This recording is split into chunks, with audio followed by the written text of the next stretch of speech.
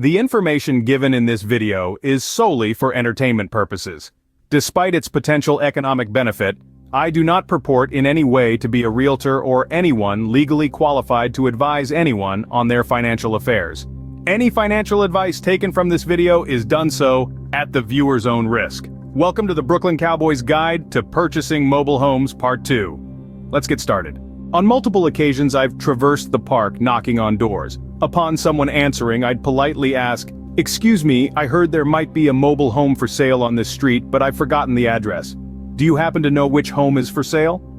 Persistence pays off. Eventually someone would point me in the right direction. This direct approach often led to valuable leads. Upon receiving such information, I'd delve into a conversation, probing about the home's history, why it's on the market, the asking price, the seller's background, and more.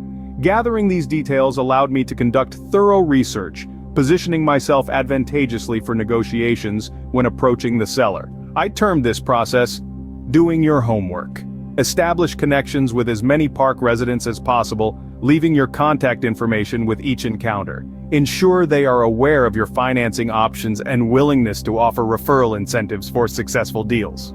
Always carry simple, straightforward business cards. Avoid unnecessary embellishments or jargon that may confuse potential clients. The key is readability and clarity. Your card should convey essential information at a glance. Your services, contact details, and a concise message emphasizing affordability and flexibility. A clear and concise card like mine, used mobile homes bought, sold, financed, affordable prices, flexible terms, no banks, stop renting, start buying, efficiently communicates the services I offer without overwhelming the recipient. Remember, simplicity is key. The goal is to convey your message effectively. When encountering a home that interests you but is priced too high, express your interest to the owner while explaining the price constraints. Leave your card and suggest keeping you in mind if they reconsider or struggle to find a buyer. Maintaining contact often leads to favorable outcomes. Consider leveraging assets you no longer need, such as vehicles or recreational properties, as a trade-in for mobile homes. This strategy can facilitate fair value exchanges and broaden your negotiation scope. Additionally, offering cash alongside the trade can sweeten the deal for sellers. Explore parks in less desirable areas where homes may be undervalued due to their surroundings.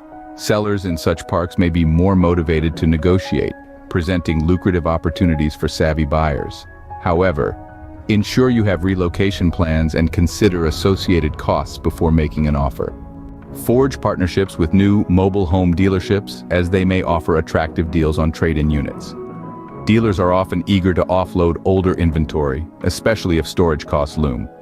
By establishing rapport and expressing interest in affordable options, you can capitalize on mutually beneficial arrangements. Contrary to common industry focus on new homes, I advocate for exploiting the lucrative potential of used mobile homes. Unlike new home sales, financing used homes offers substantial returns with less hassle. By focusing on affordable deals, I consistently generate substantial profits. While new mobile home sales dominate the market, the real profit lies in the used home sector. By leveraging creative strategies, cultivating relationships, and prioritizing affordability, you can navigate the mobile home market successfully. Remember, opportunity abounds for those willing to think outside the conventional framework.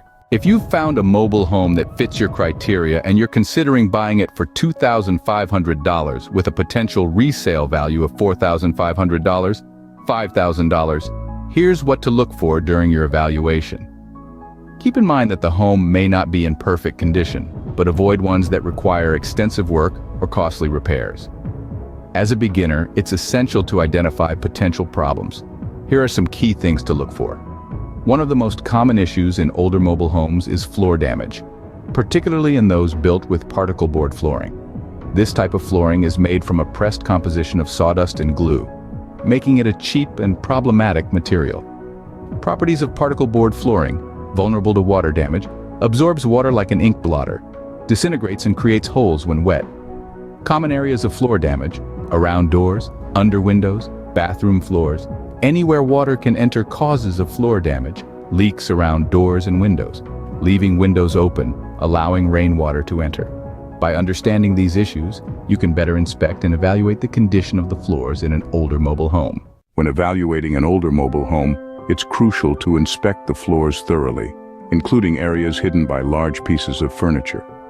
I once made a surprising discovery when I moved a couch to find a significant hole, approximately 3 feet by 6 feet, that had been concealed. The owner had somehow managed to balance the couch over the hole without it collapsing.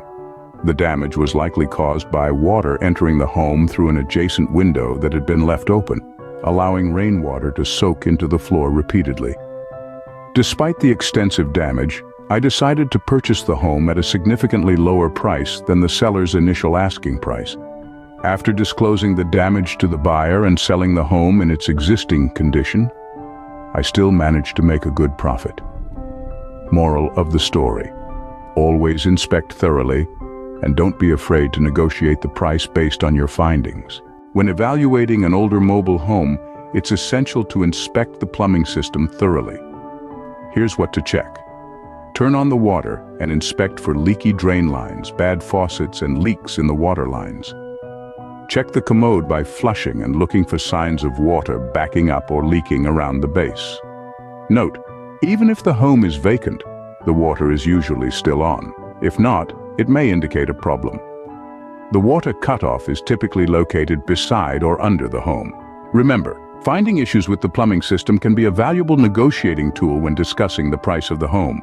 When evaluating an older mobile home, don't forget to inspect the ceiling for signs of roof leaks. Check for water stains or discoloration, as well as soft or sagging areas. If you find water stains but the ceiling feels firm and solid, it's likely a minor issue. The stain can be sealed and painted, and the repair is relatively inexpensive. However, this can still be a valuable negotiating tool to lower the purchase price. Additional tip: if you suspect a roof leak, consider applying a coat of sealer to the roof to prevent further damage.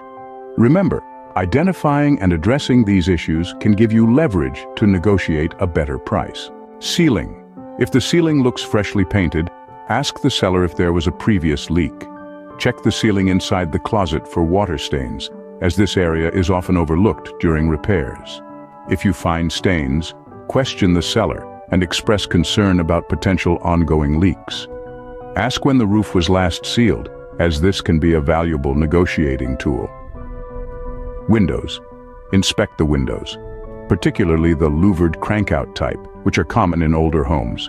Check the cranks, as they're prone to breaking or wearing out. While not an expensive repair, faulty windows can be a negotiating point. You've searched for the perfect mobile home, and after calling several ads and speaking with sellers, you've found one that fits your criteria. Now it's time to take the next step. Schedule a viewing. Make an appointment to see the home with your spouse, partner, or a friend. Having someone with you is crucial, and I'll explain why later. Understand the seller's motivation. According to the seller, the home is in good condition, and they're only selling due to an out-of-state transfer. This suggests they may be anxious to sell and willing to negotiate. With this information, you're ready to start negotiating the purchase price. Remember to keep your instincts sharp and your negotiating skills honed. When meeting with sellers, consider the impression you want to make. Dress casually in blue jeans and a comfortable top. Arrive in a pickup truck or a modest vehicle, if possible. Avoid parking an expensive car in plain sight. Don't come across as a high-pressure salesperson or big-shot wheeler dealer.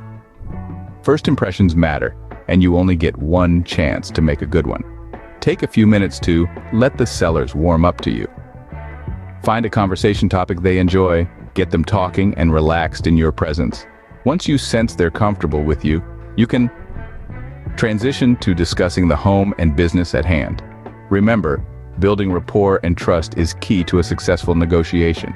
When starting a conversation with the sellers, remember, take your time and don't rush them. Avoid making derogatory remarks or comments about their home or lifestyle. Be respectful and understanding. Mobile homes might be the best lifestyle they've ever known. If you offend them or make them uncomfortable, it's unlikely they'll do business with you.